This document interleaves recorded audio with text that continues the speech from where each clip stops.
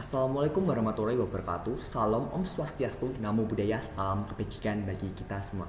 Sebelumnya terima kasih atas waktunya kepada Dewan Juri yang terhormat yang telah menyempatkan waktunya untuk menonton video simulasi saya pada kali ini. Sebelum itu, izinkan saya memperkenalkan diri saya.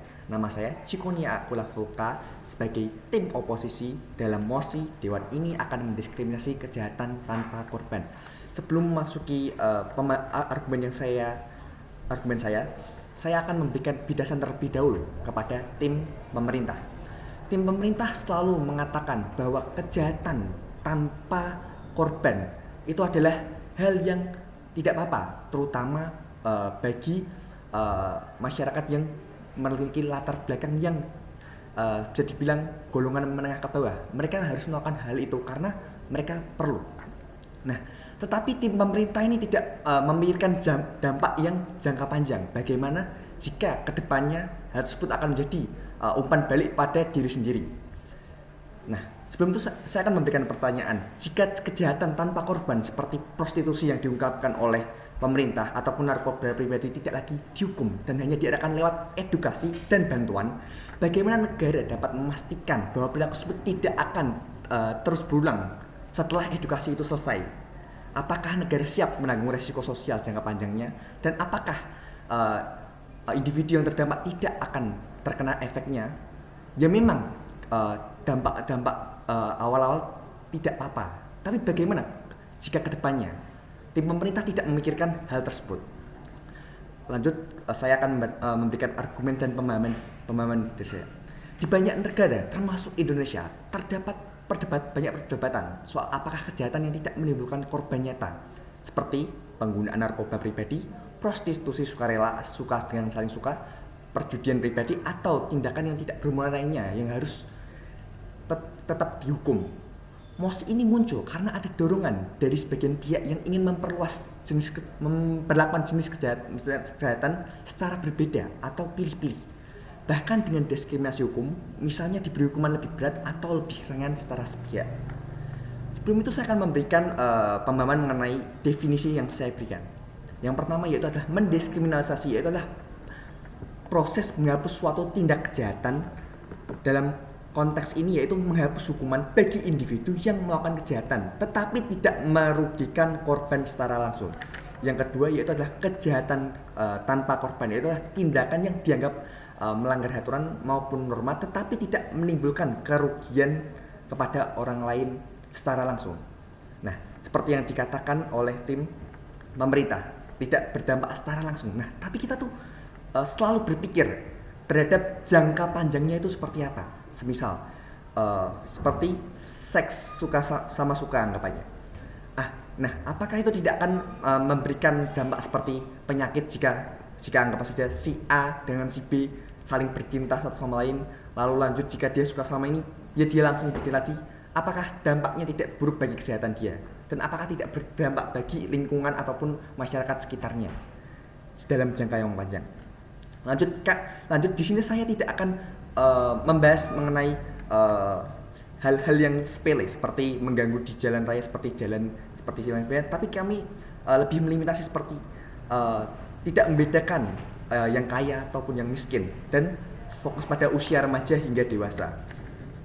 Lanjut, mengapa hal tersebut sangat penting? Mosi ini menyangkut keadilan, kebebasan individu dan arah kebijakan hukum di masyarakat. Jika negara akan mendiskriminasi kejahatan tanpa korban, itu berarti negara merasa berhak mengatur pribadi seseorang walau tidak ada korban yang dirugikan. Hal ini dapat menyebabkan berbagai hal. Contohnya, hukum tidak lagi netral tetapi berubah menjadi alat moral mayoritas. Lalu yang kedua yaitu penegakan hukum akan tidak adil atau pilih-pilih tergantung tekanan sosial atau politik, bukan fakta atau logika yang berlaku. Lalu saya akan menjelaskan mengenai status quo atau dari kejadian saat ini. Di Indonesia saat ini berbagai bentuk kejahatan tanpa korban marak terjadi, seperti perjudian online pribadi, seperti seks saling suka sama lain, yang banyak masyarakat memakluminya karena dianggap tidak merugikan orang lain secara langsung. Dalam konteks ini berarti kan terlihat oke-oke aja ataupun tidak apa-apa. Namun pembiaran ini adalah bom waktu ketika negara terus mendiskriminasi pelaku kejahatan ini secara tebang pilih. Misalnya, soal anggapannya juga kalau misalnya menghukum masyarakat bawah tapi membiarkan kalangan elit lolos, maka kepercayaan terhadap sistem hukum akan terus terkikis. Penegakan hukum yang inkonsisten menciptakan ketidakadilan struktural dan memperparah kesenjangan sosial dan bisa memicu sikap apatis atau bahkan perlawanan dari masyarakat.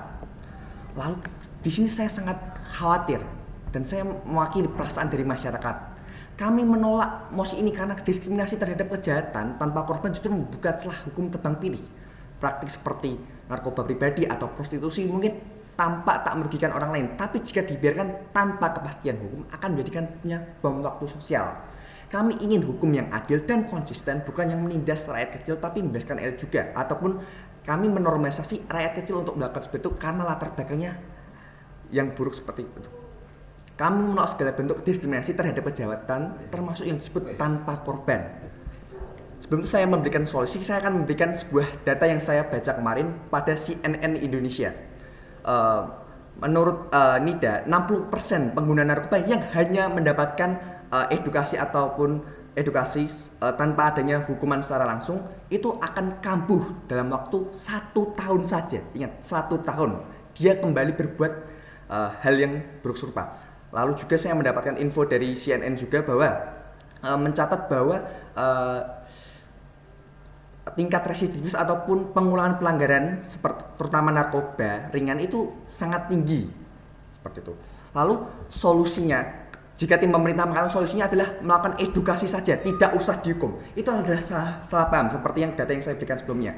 Hukum saya sebagai tim oposisi memberikan solusi yang lebih tepat, yaitu adalah hukumnya tetap diberlakukan tetapi proporsional dan mendidik pelaku tetap dikenakan sanksi hukum, namun tidak bersifat menghancurkan hidupnya. Misalnya tetap dihukum ringan, misalkan di penjara atau sebagainya, tapi tetap dihukum edukasi dan rehabilitasi dan kerja sosial. Tujuannya akan memberikan efek jerah tanpa mencabut masa depan. Ingat, tetap dihukum dan juga diedukasi, bukan hanya diedukasi dan tidak dihukum. Sebelum saya menutup perdebatan kali ini, saya akan memberikan pertanyaan ulang.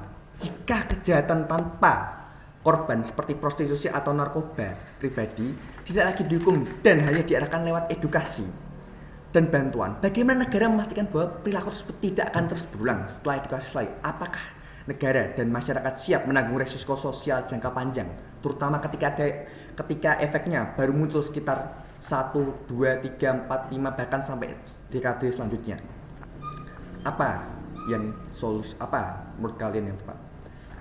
Maka dari situlah dengan itu saya bangga menjadi tim oposisi dengan menolak mosi Dewan ini akan mendiskriminasikan kejahatan tanpa korban. Terima kasih. Wassalamualaikum warahmatullahi wabarakatuh.